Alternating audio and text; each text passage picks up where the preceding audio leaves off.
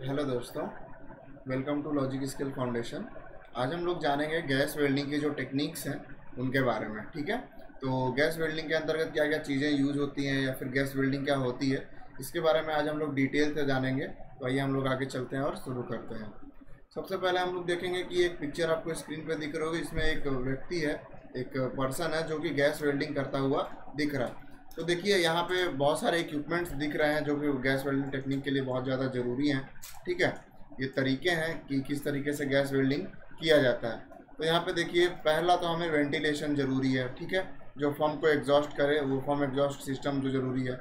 उसके बाद दूसरा, जो एक वेल्डर होता है उस वेल्डर को पीपीई किट बहुत ज़्यादा ज़रूरी होता है, जैसे ईयर प्लग, वेल्डिंग गॉगल्स, है ना, फायर प्रूफ जो ब्लू उसका कॉलर है, जो उसका सेफ्टी सूट कहलाता है, वो ग्लव्स, है ना, एप्रन, शूज़, ये सारी चीज़ें एक वेल्डर के लिए ज़रूरी है। लेकिन जब वेल्डिंग की जब वेल्डिंग की टेक्निक पे हम आते हैं, जो उसका तरीका है, तो गैस वेल्डिंग की टेक्निक आपको शुरू से थोड़ा सा पता है कि गैस वेल्डिंग में हम दो गैसों के मिक्सचर के द्वारा एक फ्लेम बनाते हैं और उसके द्वारा हम लोग वेल्डिंग का जो ऑपरेशन है उसको कंप्लीट करते हैं। तो उसमें होता क्या है कि देखिए, यहाँ पे दो गैसें हैं जो कि ट्रॉली के ऊपर लोडेड है। उसमें रेगुलेटर्स लगे हुए हैं। ठीक है, जो कि गैस के जो प्रेशर है उसको नियंत्रित करते हैं। उसके बाद फ्लैग बैक अरेस्टर लगा हुआ है जो कि हमारे गैस सिलेंडर तक ताप नहीं पहुंचने देता है। ठीक है, उसके बाद यहाँ पे देखिए वर्किंग टेबल है जिसपे कि हमारा सुटेबल पीसेस हैं, मेटल्स हैं, है ना। हमारा वेल्डिंग टॉर्च है।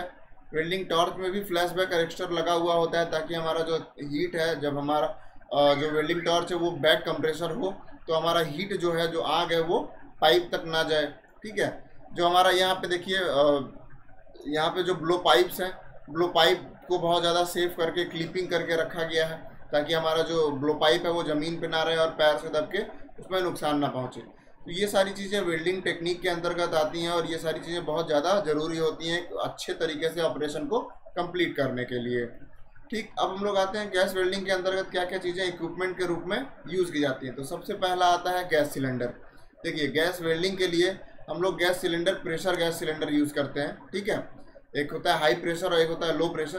तो हम लोग हाई प्रेशर गैस सिलेंडर का ही अधिकतर यूज़ करते हैं, जो कि ऑक्सीजन और एसिटिलीन का होता है। फिर उसके बाद आते हैं रेगुलेटर्स पे। तो रेगुलेटर्स जो है वो हर गैस सिलेंडर के लिए अलग अलग चीज़ होते हैं। जैसे ऑक्सीजन के लिए जो गैस रेगुलेटर यूज़ करेंगे हम लोग, वो 1 kg पर सेंटीमीटर स्क्वायर का जो उसकी कैपेसिटी होगी वो इतनी होगी। फिर ठीक है, और एसिटिलीन के लिए जब हम लोग प्रेशर रेगुलेटर जो होगा उसका वर्किंग प्रेशर जो होता है 0.15 kg पर सेंटीमीटर स्क्वायर तक होता है। ठीक है, तो जो वेल्डिंग का जो प्रेशर है, जो वर्किंग का प्रेशर है हमारा, जो हम रेगुलेटर के द्वारा सेट करेंगे, वो हमारे किस पे डिपेंड करता है, हमारा जो वर्क पीस है जिसको हमें जोड़ना है। ठीक है, उसकी थिकनेस, उसकी जो मोटाई है उसके ऊपर डिपेंड करता है कि हम लोग जो हमारा प्रेशर है, वर्किंग प्रेशर, हम कितना से कितना लें। ठीक है, उसके बाद तीसरा आता है प्रेशर गेजेस। प्रेशर गेजेस हमारे पास होने चाहिए कि कितना प्रेशर हमें प्राप्त हो रहा है, ये चीज़ें हमें पता होनी चाहिए। उसके बाद हॉसेस है, हॉस पाइप, जिसके द्वारा हम एक स्थान से दूसरे स्थान तक गैसेस को ले जाएंगे अलग अलग। उसके बाद वेल्डिंग टॉर्च। वेल्डिंग टॉर्च बहुत ज़्यादा इक्विपमेंट, ज़रूरी इक्विपमेंट है, इसी के द्वारा हम लोग ऑपरेशन को पूरी तरह से कर सकते हैं। फिर है चेक वॉल्व। चेक वॉल्व बहुत ज़्यादा ज़रूरी है हमारे वेल्डिंग टॉर्च को चेक करने के लिए, जहाँ पे हमारा लीकेज या फिर हमारा किसी भी तरीके का, अगर रेगुलेटर से या फिर सिलेंडर से या फिर हमारा जो वेल्डिंग टॉर्च है इससे कहीं पे भी लीकेज है, तो इस वॉल्व को हम लोग एक बीच में लगाते हैं कि कहीं पे भी अगर लीकेज है तो हमारा प्रेशर कम या ज़्यादा है ये बता सकता है हमें। उसके बाद है नॉन रिटर्न वॉल्व। जो हमारा जो फ्लैशबैक अरेस्टर लगे हुए होते हैं वो इसीलिए लगाए गए होते हैं कि जो वो वॉल्व का काम करते हैं जो नॉन रिटर्नेबल होते हैं। जैसे कि एक बार उससे गैस चली गई या फिर कोई भी जो हमारे कण है अगर सिलेंडर में बाई चांस पड़ जाते हैं, वैसे तो नहीं होते हैं, लेकिन अगर हमारा जो गैस एक बार चले गया उस गैस को हम लोग वापस नहीं ले सकते हैं, तो उसी को नॉन रिटर्न वॉल्व भी बोलते हैं, जो कि हमारा फ्लैशबैक अरेस्टर उसी का काम करता है। तो ये कुछ इक्विपमेंट्स हैं जिसके बारे में हम लोग आगे जानेंगे, और यही इक्विपमेंट्स जो हमारे गैस वेल्डिंग की टेक्निक है उसको सक्सेसफुली हमारे ऑपरेशन को क्रिएट करते हैं। फिर उसके बाद हम लोग आते हैं एसिटिलीन सिलेंडर। जो सिलेंडर यूज होते हैं गैसेस के, है ना, गैस वेल्डिंग के प्रोसेस में, वो देखिए पहला तो होता है ऑक्सीजन सिलेंडर और दूसरा एसिटिलीन सिलेंडर। ठीक है, तो ये दो सिलेंडर होते हैं जिनके द्वारा हम लोग गैस वेल्डिंग की जो प्रक्रिया है, जो प्रोसेस है, उसको हम लोग कंप्लीट करते हैं। फिर हम लोग पहले जानेंगे ऑक्सीजन सिलेंडर के बारे में। देखिए ऑक्सीजन सिलेंडर जो होता है वो बहुत ज़्यादा यूजेज पर्पज इसका जो होता है ना प्रेशर, वो बहुत ज़्यादा कैपेसिटी में होता है और ये अधिकतर जो इनका सिलेंड्रिकल जो साइज़ है वो बड़े साइज में ही अधिकतर पाया जाता है। ठीक है, तो इसके अंदर में जो शुद्ध ऑक्सीजन है उसको प्रेशराइज्ड करके भरा जाता है लिक्विड फॉर्म में। ठीक है, जब हम इसको ओपन करते हैं तो वो हमें प्रेशर के रूप में प्राप्त होता है। तो ऑक्सीजन का यूजेस देखिए कहाँ कहाँ होता है। जो ऑक्सीजन गैसेज हैं, ऑक्सीजन सिलेंडर है, इनके यूजेस बहुत सारे जगहों पे होते हैं, जैसे कि इंडस्ट्रियल जो प्रोसेस होते हैं उसमें होता है। जब मैन्युफैक्चरिंग हम लोग स्टील या फिर मोनल का जब भी मैन्युफैक्चर करते हैं तब वहाँ पे हम लोग ऑक्सीजन की बहुत ज़्यादा खपत होती है, वहाँ पे ऑक्सीजन का बहुत ज़्यादा यूज़ किया जाता है। फिर एसिटिलीन वेल्डिंग जब हम इक्विपमेंट में यूज़ करते हैं, जैसे कि हम कोई ग्लास या फिर लैंप वर्किंग टॉर्चेज या फिर गैस कटिंग टॉर्चेज हम जब भी यूज़ करते हैं तो वहाँ पे भी ऑक्सीजन का बहुत ज़्यादा यूज़ होता है। ठीक है, फिर उसके बाद हम क्लाइंबिंग, जब भी क्लाइंबिंग करते हैं, जब एक स्थान से जहाज़ों से जब कूदा जाता है उसको क्लाइंबिंग वो स्थिति बोलते हैं।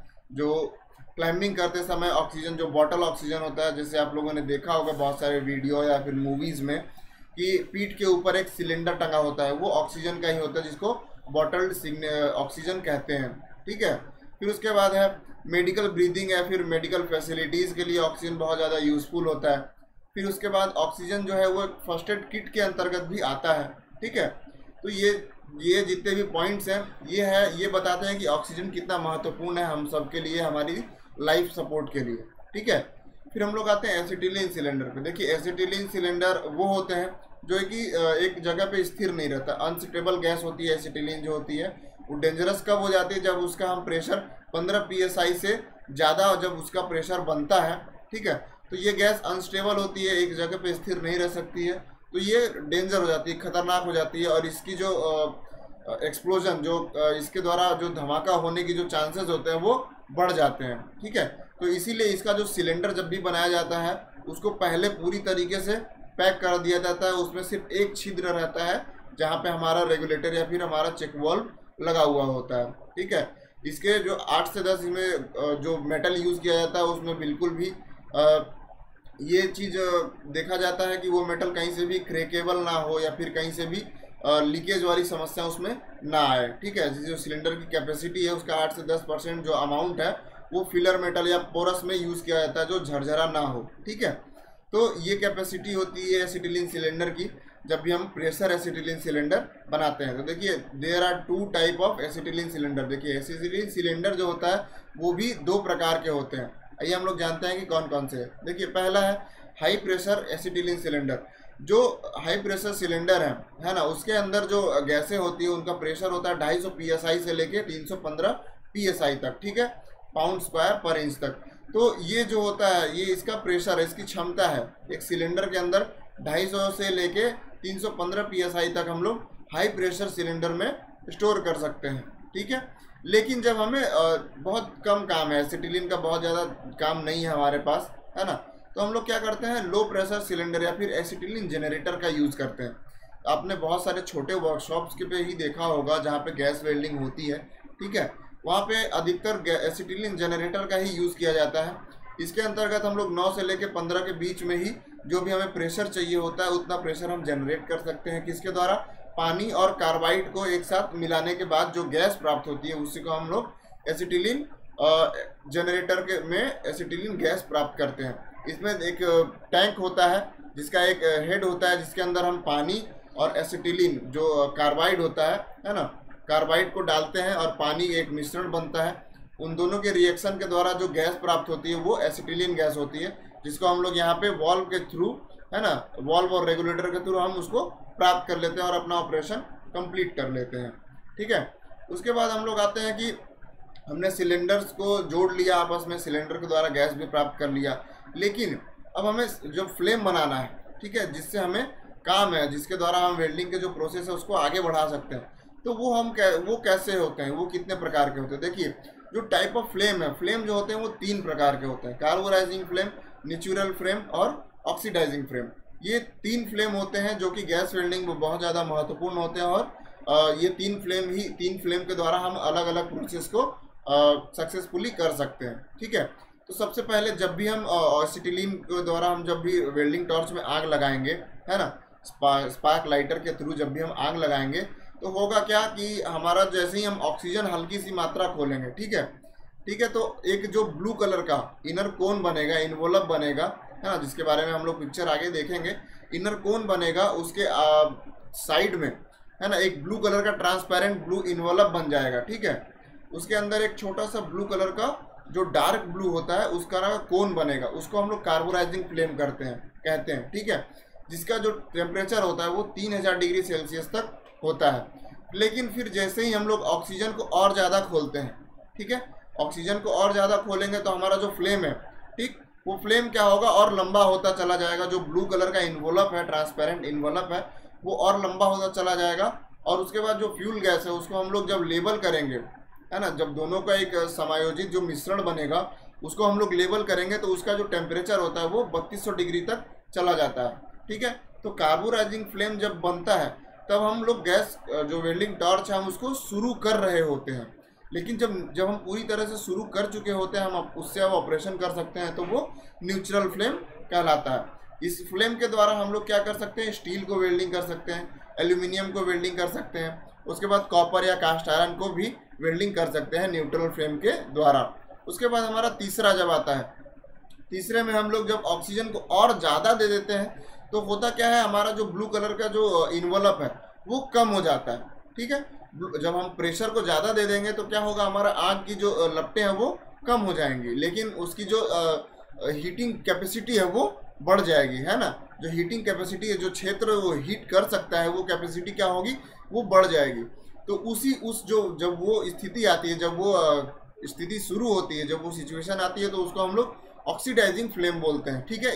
इस फ्लेम में क्या होता है, ऑक्सीजन की जो मात्रा होती है वो अधिक होती है, ठीक है। तो इसका जो ऑपरेशन का, इस फ्लेम का जो टेम्परेचर है वो 3400 डिग्री सेल्सियस तक पहुंच जाता है। इसके द्वारा हम लोग क्या कर सकते हैं, ब्रास को, या फिर हमें जब ब्रेजिंग करना होता है, ठीक है, ब्रेजिंग, या फिर जब हम ब्रास के द्वारा ब्रास वेल्डिंग करना होता है, ब्रास मेटल को वेल्डिंग करना होता है, तब हम लोग इस फ्लेम का यूज़ अधिकतर करते हैं, ठीक है। अब हम लोग जानेंगे कि ये दिखते कैसे हैं। देखिए, फ्लेम जो होते हैं, है ना, सबसे पहले हम लोग न्यूट्रल फ्लेम को देखेंगे। न्यूट्रल फ्लेम जो होता है, देखिए, जो ब्लू कलर का जो ट्रांसपेरेंट इन्वेलप बन रहा था वो ये है, ठीक है, ये बाहर की तरफ जो निकला हुआ, इसको आउटर इन्वेलप बोलते हैं, ठीक है। यहाँ पे देखिए आपको छोटा सा व्हाइट कलर का एक नुकीला सा दिखेगा, इसको इनर कोन बोलते हैं, ठीक है।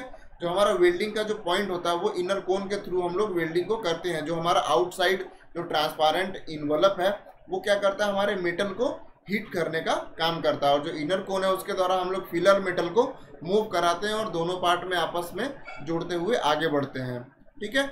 उसके बाद हम लोग आते हैं ऑक्सीडाइजिंग फ्लेम में। देखिए, ऑक्सीडाइजिंग फ्लेम जो होता है, मैंने बताया था, उसमें ऑक्सीजन की जो मात्रा होती है वो ज़्यादा होती है। तो इसमें जो इन्वेलप है ना, इन्वेलप की जो लंबाई है वो छोटी हो जाती है, और जो इनर कोन है, ठीक है, इनर कोन और नुकीला हो जाता है, ठीक है। इनर कोन नुकीला हो जाने के बाद जब हमारा ऑक्सीजन का जो फ्लो है वो ज़्यादा होगा तो हमारा इनर कोन नुकीला हो जाएगा, ठीक है, एक छोटे से पॉइंट में एकदम नुकीला हो जाएगा, और आउटर इन्वेलप जो है वो छोटा हो जाएगा और नुकीला हो जाएगा, ठीक है। और उसके बाद हम लोग आते हैं कार्बोराइजिंग फ्लेम में, या फिर इसको रिड्यूसिंग फ्लेम भी बोलते हैं। तो इस फ्लेम में क्या होता है, इसमें 3 कोन बनते हैं, ठीक है। जब हम कार्बोराइजिंग फ्लेम मतलब कि क्या होता है, जब हम वेल्डिंग टॉर्च को स्टार्ट कर रहे होते हैं तो उस समय पे 3 फ्लेम बनते हैं। देखिए, 3 उसमें स्थितियां आती हैं। पहला तो है ब्लू इन्वेलप, ठीक है, ये जो सबसे बाहर का जो हिस्सा होता है उसको ब्लू इन्वेलप बोलते हैं, जो कि ट्रांसपेरेंट होता है। उसके बाद होते हैं एसिटिलीन फीदर, ठीक है। एसिटिलीन फीदर क्या होता है, जब एसिटिलीन को हम जलाएंगे तो एक ज्वलनशील गैस है, उसके द्वारा लपटें निकलती हैं लाल कलर की, ठीक है, या फिर ऑरेंज कलर की, तो हम लोग उसको एसिटिलीन फीदर बोलते हैं, जिसको हम लोग उसके कलर के थ्रू पहचान सकते हैं। ये बैगनी भी हो सकती है और ये लाल भी हो सकती है, ठीक। उसके बाद हम लोग आते हैं जो इनर कोन है वो ब्राइट होता है, वो बहुत ज़्यादा सफ़ेद होता है, एकदम पूरी तरीके से सफ़ेद, एकदम चमकदार होता है। उस टाइम पे जो कार्बोराइजिंग जो फ्लेम बनाते हैं उस टाइम पे जो प्रकाश होता है वो बहुत ज़्यादा लाइटनिंग बहुत ज़्यादा बढ़ जाती है, ठीक है। तो ये 3 तरीके के फ्लेम हैं जो कि हम लोग गैस वेल्डिंग में गैस वेल्डिंग की प्रोसेस करते समय यूज़ करते हैं, और इन्हीं के द्वारा हम लोग गैस वेल्डिंग की जो प्रक्रिया है उसको सक्सेसफुली डेवलप करते हैं। ठीक है, तो आज के लिए बस इतना ही, आगे मिलते हैं हम लोग नेक्स्ट क्लास में। Thank you.